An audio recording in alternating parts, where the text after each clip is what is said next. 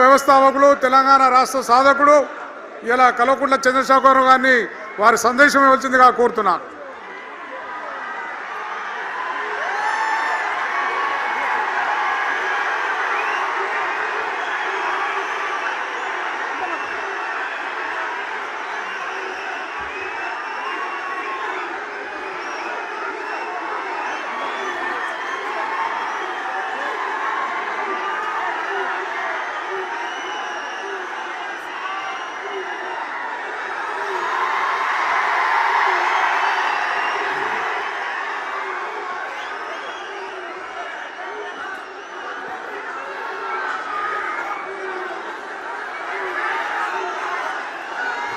సభాధ్యక్షులు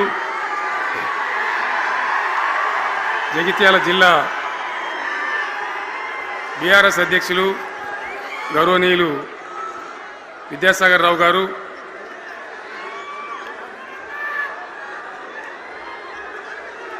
గౌరవనీయమైన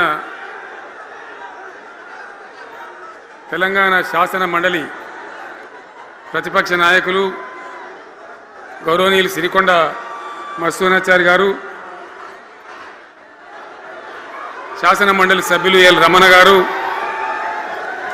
దేశపతి శ్రీనివాస్ గారు, శాసనసభ్యులు మాజీ మంత్రివర్యులు గంగుల కమలాకర్ గారు, కోరుట్ల ఎమ్మెల్యే డాక్టర్ సంజయ్ గారు, హుజురాబాద్ ఎమ్మెల్యే పాడి కౌశిక్ రెడ్డి గారు, జనగామ ఎమ్మెల్యే గౌరవనీయులు పల్లా రాజేశ్వరరెడ్డి గారు, ఇదే ప్రాంతానికి చెందిన మరో మాజీ మంత్రివర్యులు గౌరవనీయులు కొప్పుల ఈశ్వర్ గారు, పేర్లు చాలా ఉన్నాయి, తెల్లారితో చదవానంటే. వేదికను అలంకరించిన మాజీ ప్రజాప్రతినిధులు, మాజీ జడ్పీ చైర్మన్లు, స్థానిక సంస్థల ప్రజాప్రతినిధులు అందరికీ నా నమస్కారం. ఇదే జగిత్యాలకు సంబంధించినటువంటి అలిశెట్టి ప్రభాకర్ అని ఒక కవి ఉండేవాడు. ఆయన ఒక మాట చెప్పిండు, చీకట్లో జడుసుకుంటే ఒక చెట్టే నీ చుట్టూరా అరణ్యమై భయపెడుతుంది, గుండె అంటూ కలిగి ఉంటే గుండె ధైర్యం ఉంటే నీ వెంట అదే పెద్ద సైన్యమై నిలుస్తుంది అని చెప్పిండు. ఇలా నా కళ్ళ ముందున్నటువంటి మీరు, మీతో రెండింతలు బయట రోడ్ల మీద ఉన్నటువంటి అశేషమైనటువంటి జీవన్ రెడ్డి గారి అభిమానులు, మీ అందరి ఆశీర్వాదంతో ఈరోజు జీవన్ రెడ్డి గారి చేరిక కరెక్ట్గా ఆయన గుండె ధైర్యం ఉన్నాడు కాబట్టి, ఉన్నట్టు నికాలస్గా మాట్లాడతాడు కాబట్టి ఇలా ఆయన నిర్ణయం తీసుకొని ఇంత పెద్ద సైన్యాన్ని తీసుకొని తెలంగాణ రాష్ట్ర భవిష్యత్ ప్రయోజనాల కోసం ఆయన బీఆర్ఎస్లో చేరిన విషయం మీ అందరికీ తెలుసు.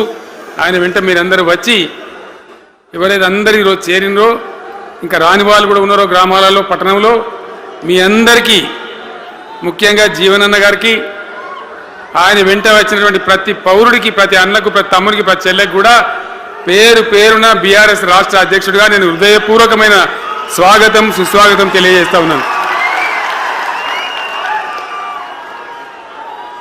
జీవన్ రెడ్డి గారి గురించి నేను ఎక్కువ చెప్తే మాది మేమేదో డబ్బా కొట్టుకున్నట్టు అవుతుంది. ఎందుకంటే ఆయన గురించి మీ లోపల తెలియని వాళ్ళు ఎవరు లేరు ఇక్కడ. 40-45 సంవత్సరాల నుంచి మేము స్నేహితులం, చాలా దగ్గర మిత్రులం. వారు చెప్పిన వారి ఉపన్యాసంలో భిన్న రాజకీయ సిద్ధాంతాల వల్ల విడివిడిగా పనిచేసినాం, కానీ మా స్నేహితంలో ఎప్పుడు లోపం లేదు.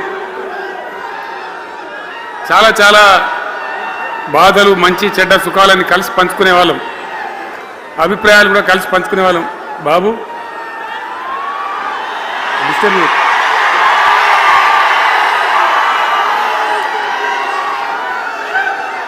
మంది లొల్లి పెట్టని కూడా కాదు రావాను.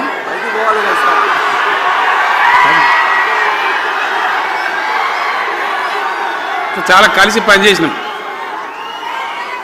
ఆయనకుండే నిబద్ధత, ధైర్యంగా ప్రజా జీవితంలో పనిచేసిన పద్ధతి ఎంతమందికో చాలామందికి ఆదర్శంగా నిలిచినటువంటి వ్యక్తి.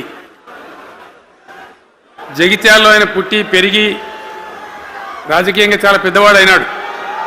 మీ అందరి దీవెనతో. కానీ ఒక జగిత్యాల్లోనే కాదు, ఆయనకు పాత కరీంనగర్ జిల్లా వ్యాప్తంగా అట్టనే పొరుగున ఉన్నటువంటి అనేక జిల్లాలలో చాలామంది జీవన్ రెడ్డి గారి అభిమానులు ఉన్నారు. చాలా మంది. మీరు లొల్లి పెట్టకుండా మీ ఫోటోలే బయటికి పోతున్నాయి.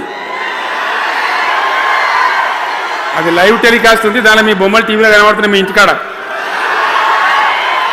లొల్లి పెట్టకుండా ఇక సెట్ అయిందా?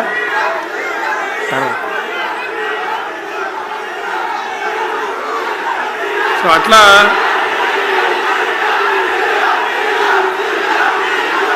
Please please please please.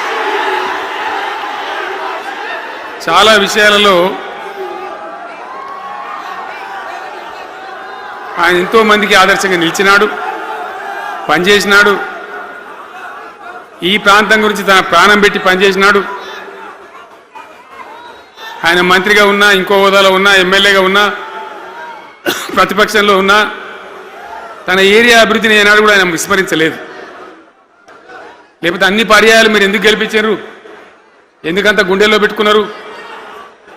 నేను ముఖ్యమంత్రి అయినా వారు ప్రజాప్రతినిధిగా కరీంనగర్లో జరిగినటువంటి సభకు వచ్చింది. అందరూ మాట్లాడిన చాలామంది, తాను మాట్లాడుతూ ఒకటే మాట కోరిండు, అయ్యాక బోర్నపల్లి అనే కాడ గోదావరి మీద ఒక బ్రిడ్జ్ అవసరం మాకు, అది కంపల్సరీ కావాలి అంటే నేను ఇక ఓదాలు బిదాలని మర్చిపోయి ఏంది జీవన్న మళ్ళీ చెప్పండి అని చెప్పిండు ఆయన. వెంటనే అక్కడి నుంచి ఆదేశాలు ఇచ్చి 70-80 కోట్ల రూపాయలు మంజూరు చేసి ఆ బ్రిడ్జి అప్పుడు కట్టించినాం. తన యొక్క నియోజకవర్గం పట్ల, తన ఏరియా పట్ల, తన పరిసర ప్రాంతాల ప్రజల పట్ల ఆయన కనపరిచిన ప్రేమ అదంతా కూడా చాలా అద్భుతం. అందుకే ఆయనకు అంత మంచి పేరు కూడా ఉంది. అది నాకంటే మీకందరికి బాగా తెలుసు. ఈ మధ్య వీళ్ళందరూ తయారైంది కదా, ఎవరు అంటే సర్వేలు చేసి ఇస్తారు. జీవన్ రెడ్డి గారు బీఆర్ఎస్లో చేరితే ఎట్లా ఉంటుంది ఏం కథ అని ఒక 2-3 వచ్చి సర్వేలు చేసింది. మీ నియోజకవర్గం కాదు, మీ నియోజకవర్గంలో ఆడం బాంబే పేలిపోయింది, దానిలో మాటనే లేదు. అసలు జగిత్యాల నియోజకవర్గం గురించి చర్చ లేదు. కానీ వాళ్ళు ఏం చెప్పినా సర్వే వాళ్ళు, పక్కనున్న సొప్పదండి కావచ్చు, ధర్మపురి కావచ్చు, మేరిట్ల కొట్టుపల్లి కావచ్చు, ఇంకా చాలా కాన్స్టిట్యున్సీలు కావచ్చు, చాలా ప్రభావం ఉంటుంది జీవన్ రెడ్డి గారిది. ఒక అద్భుతమైనటువంటి దీంతో రాజకీయమైన ఇది వస్తుందని చెప్పి వాళ్ళు సర్వే చేసి చెప్పినారు. అది జీవన్ రెడ్డి గారికి ఉన్నటువంటి విశిష్టత.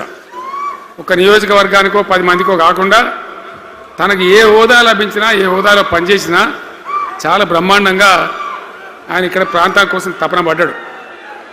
ఒక ఉదాహరణ మీకు కనపడుతుంది. పేరు ప్రతిష్ట లేని వ్యక్తులు గ్రాడ్యుయేట్స్ కాన్స్టిట్యున్సీలో ఎమ్మెల్సీగా నిలబడితే గెలవరు. ఆయన శాసనసభ్యునిగా ఇక్కడ ఓటమి చెందినా ఇమ్మీడియట్గా మళ్ళీ ఎమ్మెల్సీగా పోటీ చేస్తే ఇక్కడ ఉండబడే విజ్ఞులందరూ కూడా బ్రహ్మాండంగా గెలిపించాను. ఎందుకు వాళ్ళు ఎందుకు అంటున్నా?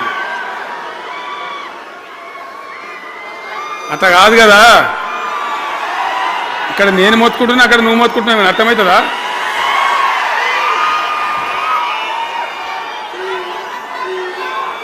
ఏయ్ ఆగవా బాబు, ఆవిడ వెనక ఊరేటోడు మనోడేనా? విజయసారు మనోడేనా? 30 ఐడియా కూడా మనోడేనా? బుక్కుండా పెట్టు. ఇంత దూరం వచ్చి మనం ఇంత సభ పెట్టుకొని 4 విషయాలు ప్రజలకు చెప్పుకోవాలి కదా. మరి ఈ బట్టి అరుపులారిస్తే ఏం లాభం? సో అట్లా జీవన్ రెడ్డి గారు తన రాజకీయ ప్రస్థానాన్ని ఒక సమితి ప్రెసిడెంట్గా ప్రారంభించి ప్రజా సమస్యల మీద పోరాటం చేసి సివిల్ లిబర్టీస్లో కూడా అడ్వకేట్గా ఎంతో మందికి పౌర హక్కుల సంఘానికి కూడా